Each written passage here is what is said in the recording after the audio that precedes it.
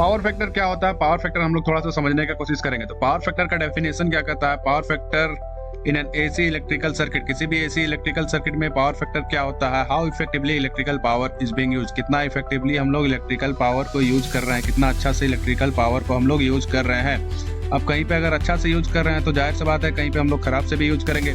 तो हम लोग का सर्किट में जो टोटल पावर होता है इसको कहते हैं हम लोग एपरेंट पावर। टोटल पावर को क्या कहते हैं? Apparent power. इसी के अंदर आता है true power, active power. True power को ही हम लोग एक्टिव पावर कहते हैं। और इसका एक पार्ट होता है रिएक्टिव पावर। तो रिएक्टिव पावर जो होता है इसको कहा जाता है अनयूजफुल।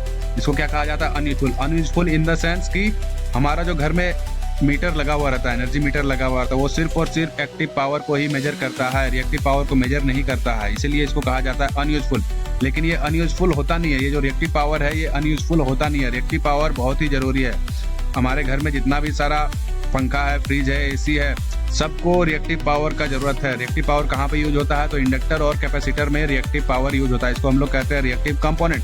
तो रिएक्टिव कंपोनेंट में जो पावर बनता है वहीं पे यूज होता है रिएक्टिव पावर। तो इंडक्टर और कैपेसिटर जहाँ पे भी रहेगा वहाँ पे रिएक्टिव पावर बनेगा। तो इंडक्टर में क्या करता है? रिएक्टिव पावर कैसे बनता है? तो रिएक्टिव पावर काम क्या करता है यहाँ पे? तो रिएक्टिव पावर काम करता है मैग्नेटिक फील्ड बनाता है। इंडक्टर में क्या करता है? रिएक्टिव पावर मैग्नेटिक फील्ड बनाता है। और कैपेसिटर में क्या करता है? रिएक्टिव पावर इलेक्ट्रिक फील्ड बनाता है। और ये जो हमारा जितना भी घर में अप्लायंस है, जितना भी हमारा घर में पंखा है, फ्रिज है, कूलर है, एसी है, सबको रिएक्टिव पावर का जरूरत होगा। और रिएक्टिव पावर अगर हम लोग इसको नहीं सप्लाई करेंगे तो ये सब कोई काम नहीं करेगा। जितना भी अप्लायंस है काम कोई करने वाला नहीं है। अब यहाँ पे देखो एक्टिव पावर कहाँ पे आएगा? तो एक्टिव पावर जो भी हमारा प्योर रेजिस्टिव एलिमेंट है, प्योर रेजिस्टिव कहने का मतलब जितना भी हमारा आयरन है, इमर्सन रॉड है, ये वाला जो हीटर है खाना बनाने वाला, ये जो ठंडा में यूज करते हैं हम लोग, ये वाला हीटर, तो इस सब में क्या होता है? इस सब में हमारा एक्टिव पावर बनता है। इस सब में क्या होता है? इस सब में हमारा एक्टिव पावर का यूज होता है, ट्रू पावर का यूज होता है। बहुत कोई पूछता है कि सर इसमें जो है इसका कॉइल भी कुछ ऐसा रहता है, तो यहाँ पे इंडक्टेंस आएगा, यहाँ पे एकदम आएगा, इंडक्टेंस यहाँ पे आएगा, लेकिन इसका जो वायर होता है, इसका जो तार होता है, इसका रेजिस्टेंस इतना ज्यादा हाई होता है कि इसका एल जो होता है वो नेग्लिजिबल हो जाता है, एल बहुत कम हो जाता है। इसका जो रेजिस्टेंस होता है वो इतना ज्यादा हाई रहता है, इतना ज्यादा रहता है कि इसका हम लोग सिर्फ आर को ही लेते हैं। इसका रेजिस्टेंस बहुत ज्यादा रहता है। यहाँ पे एल डेवलप होगा, एल यहाँ पे इंडक्टेंस जो है आएगा, लेकिन बहुत ही कम आएगा। अब थोड़ा सा हम लोग पावर ट्रायंगल देख लेते हैं। पावर ट्रायंगल देखने से हमारा पूरा कॉन्सेप्ट क्लियर हो जाएगा। पावर ट्रायंगल में क्या होता है? इस तरीके से हमारा जाएगा ट्रू पावर, इधर जाएगा हमारा ट्रू या फिर एक्टिव पावर, और ऊपर या नीचे 90 डिग्री में जाएगा रिएक्टिव पावर। अगर हमारा पावर फैक्टर लीडिंग रहा तो इधर जाएगा रिएक्टिव पावर ऊपर चला जाएगा, अगर लैगिंग रहा तो रिएक्टिव पावर नीचे चला जाएगा। और ये दोनों का जो वेक्टर सम होगा, वेक्टर सम जो होगा इसको कहेंगे हम लोग एपरेंट पावर। इसको क्या कहेंगे? इसको कहेंगे हम लोग एपरेंट पावर। एपरेंट पावर मतलब टोटल पावर, एपरेंट पावर मतलब टोटल पावर। ये जो ट्रू पावर होता है, ट्रू पावर को हम लोग P से लिखते हैं, P, और रिएक्टिव पावर को हम लोग लिखते हैं Q से, और एपरेंट पावर को लिखते हैं हम लोग S से। ट्रू पावर को हम लोग मेजर करते हैं वाट से, ट्रू पावर को हम लोग मेजर करते हैं वाट से। रिएक्टिव पावर को मेजर करते हैं VAR से, वोल्ट एम्पियर रिएक्टिव से, और एपरेंट पावर को मेजर करते हैं वोल्ट एम्पियर से। कि ये होता है हमारा पावर ट्रायंगल। ये क्या होता है? ये होता है हमारा पावर ट्रायंगल। अब एक चीज जरा ध्यान से देखना है यहाँ पे कि अगर मान लो कि रिएक्टिव पावर को ये अभी यहाँ पे है, अभी इस पॉइंट तक, इतना ऊपर तक रिएक्टिव पावर है, अगर रिएक्टिव पावर को यहाँ तक ले आए, इस पॉइंट तक ले आए, तो एपरेंट पावर क्या होगा? एपरेंट पावर यहाँ से गिर के आ जाएगा, यहाँ पे एपरेंट पावर यहाँ तक आ जाएगा। इसको एक सपोज करो कि लाइक ये यहाँ पे कोई भी खंबा है, ये जो रिएक्टिव पावर को मान लो कोई भी बांस या फिर खंबा जिसके ऊपर ये एपरेंट पावर टिका हुआ, इसको जैसे जैसे छोटा करेंगे, मान लो यहाँ पे छोटा करके, फिर ये रिएक्टिव पावर, एपरेंट पावर इतना दूर तक गिर जाएगा। अगर रिएक्टिव पावर को पूरा ही हटा देंगे, ये जो एपरेंट पावर ये पूरा गिर के ट्रू पावर के ऊपर में आ जाएगा, ऐसे ट्रू पावर के ऊपर में चढ़ जाएगा पूरा। तो ये जो जब हमारा रिएक्टिव पावर जीरो रहेगा, जब रिएक्टिव पावर जीरो रहेगा, ठीक है, रिएक्टिव पावर जब हमारा जीरो रहेगा, यानी कि जब हमारा Q बराबर जब जीरो रहेगा, तो हमारा जो S जो है, S और P, एपरेंट और ट्रू पावर जो है दोनों बराबर रहेगा, एपरेंट और ट्रू पावर बराबर रहेगा। तो रिएक्टिव पावर जीरो कब रहेगा? जब हमारा L और C, इंडक्टर और कैपेसिटर, इंडक्टेंस और कैपेसिटेंस नहीं रहेगा, सर्किट में इंडक्टेंस और कैपेसिटेंस नहीं रहेगा, तब हमारा रिएक्टिव पावर जीरो रहेगा। यानी कि प्योरली जब रजिस्टर रहेगा, प्योरली R रहेगा, प्योर R जहाँ पे रहेगा, उस केस में क्या होगा? उस केस में हमारा ट्रू पावर जो होगा वही हमारा एपरेंट पावर होगा, वही हमारा एपरेंट पावर होगा। अब बात करते हैं पावर फैक्टर का। पावर फैक्टर क्या कहता है कि how effectively electrical power is being use, कितना अच्छा से इलेक्ट्रिकल पावर यूज हो रहा है। तो टोटल पावर हमारा कितना, टोटल पावर क्या है यहाँ पे? टोटल पावर है हमारा एपरेंट पावर S, और हम लोग इफेक्टिवली पावर जो यूज कर रहे हैं, अच्छा तरीके से जो पावर यूज कर रहे हैं वो क्या है? P। यही P हम लोग का मेजर कर रहा है एनर्जी मीटर। ये Q को तो मेजर नहीं कर पा रहा है, रिएक्टिव पावर को मेजर नहीं करेगा, तो जिसमें हम लोग का पैसा बनेगा कंपनी का, जिसमें हम लोग का बिल आएगा, वो क्या है? P है। तो अब पूछा जाएगा जैसे कि मान लो कि कोई भी 6 रोटी है, कहीं पे 6 रोटी ऑर्डर किया, जिसमें हम लोग 3 रोटी खा गए, होटल में ऑर्डर किए 6 रोटी, 3 रोटी खा गए, ठीक है।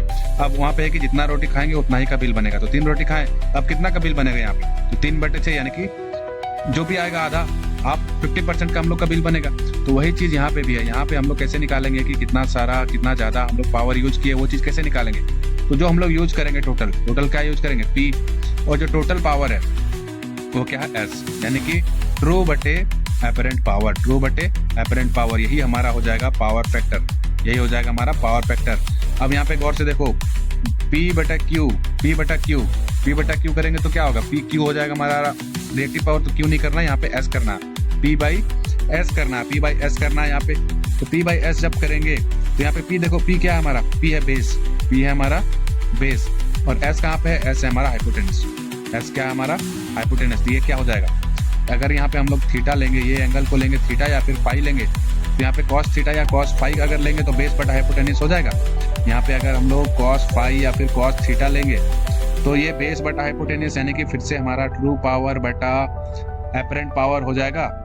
इसी को कहते हैं हम लोग पावर फैक्टर, इसी को कहते हैं हम लोग पावर फैक्टर। यही जो कॉस फाई है, यही कॉस फाई बताता है कि कितना अच्छा तरीके से पावर यूज हो रहा है, कितना अच्छा तरीके से पावर यूज हो रहा है। ये जो कॉस फाई है, रेशियो ऑफ ट्रू पावर बटे एपरेंट पावर, यही होता है हमारा पावर फैक्टर।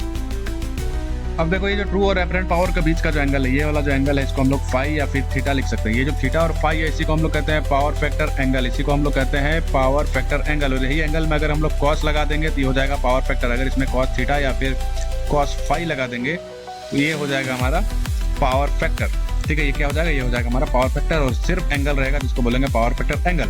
ये पावर फैक्टर एंगल ही डिसाइड कर रहा है कि रिएक्टिव पावर कितना कम होगा। अगर मान लो कि एंगल जो हमारा थीटा है, थीटा या फिर फाई जो है वो अगर 90 डिग्री है, तो 90 डिग्री है तो इसका एपरेंट पावर कहाँ चल जाएगा, एपरेंट पावर ऐसे 90 डिग्री में चल जाएगा, 90 डिग्री में चल जाएगा, माने कॉस थीटा बराबर क्या हो जाएगा, cos theta, cos 90 degree, cos 90 degree का वैल्यू हो जाएगा 0, माने हमारा जो पावर है वो क्या हो जाएगा, ट्रू पावर हमारा 0 हो जाएगा। ट्रू पावर क्या हो जाएगा, ट्रू पावर हमारा हो जाएगा 0। जो ट्रू पावर होता है, ट्रू पावर को हम लोग निकालते हैं VI cos फाई से, VI cos फाई से या फिर cos थीटा से। और जो रिएक्टिव पावर है, रिएक्टिव पावर को निकालते हैं VI sin फाई या फिर sin थीटा से। और जो एपरेंट पावर है, इसको खाली V गुने I से निकालता है, ठीक है। तो यहाँ पे देखो, cos थीटा माने cos 90 डिग्री जब हो जाएगा तो cos 90 डिग्री का वैल्यू 0, तो ट्रू पावर क्या हो जाएगा, 0 हो जाएगा। वही अगर ये जो एंगल है, एंगल पूरा 0 हो जाए, ये पूरा एकदम 0 हो जाएगा ये वाला एंगल। तो जब 0 हो जाएगा तो cos 0 डिग्री, cos 0 डिग्री का वैल्यू क्या हो जाएगा, cos 0 डिग्री का वैल्यू 1, मतलब ट्रू पावर जो है उस टाइम पे क्या हो जाएगा हमारा, ट्रू पावर बराबर हो जाएगा एपरेंट पावर। ट्रू पावर बराबर क्या हो जाएगा हमारा, एपरेंट पावर हो जाएगा। एक और कॉन्सेप्ट यहाँ पे देखना है कि ये जो हमारा ट्रू पावर और एपरेंट पावर है, ट्रू पावर एपरेंट पावर जो है, इसको हम लोग एज इम्पीडेंस ट्रायंगल भी लिख सकते हैं। कैसे लिख सकते हैं, इम्पीडेंस ट्रायंगल में इसको कैसे लिखेंगे, तो इम्पीडेंस ट्रायंगल में इसको लिखने के लिए क्या करना पड़ेगा हम लोग को, जो हमारा ट्रू पावर है, ट्रू पावर को लिखेंगे हम लोग कैसे, I²R। ट्रू पावर को लिख सकते हैं हम लोग I²R, और हमारा जो रिएक्टिव पावर है इसको लिख सकते हैं I²X। X क्या है यहाँ पे, X है रिएक्टेंस। एपरेंट पावर को लिख सकते हैं I²Z, ठीक है। अब यहाँ से क्या करना है, ये I² हटा देना, ये I² भी हट जाएगा, ये I² भी हट जाएगा, और ये वाला भी हट जाएगा। तो अब जो हमारे पास ट्रायंगल बनेगा वो कुछ इस तरीके से बनेगा, इम्पीडेंस ट्रायंगल। इम्पीडेंस ट्रायंगल हमारा कुछ ऐसा बनने वाला है, इम्पीडेंस ट्रायंगल हमारा कुछ ऐसे बनने वाला है, जिससे नीचे में क्या रहेगा, नीचे में R रहेगा, परपेंडिकुलर में X रहेगा, इधर Z रहेगा। यहाँ पे जब हम लोग cos फाई निकालेंगे, cos फाई जब निकालेंगे इस पॉइंट पे, ठीक है, इन केस में जब हम लोग cos फाई निकालेंगे तो हमारा क्या होता है, बेस हमारा R और हाइपोटेनस क्या है, Z। तो ये R/Z भी हमारा cos फाई हो जाएगा पावर फैक्टर। ये भी क्या हो जाएगा हमारा, R/Z भी हमारा हो जाएगा पावर फैक्टर। तो इस तरीके से हम लोग पावर फैक्टर को समझते हैं, पावर फैक्टर को हम लोग कैलकुलेट करते हैं।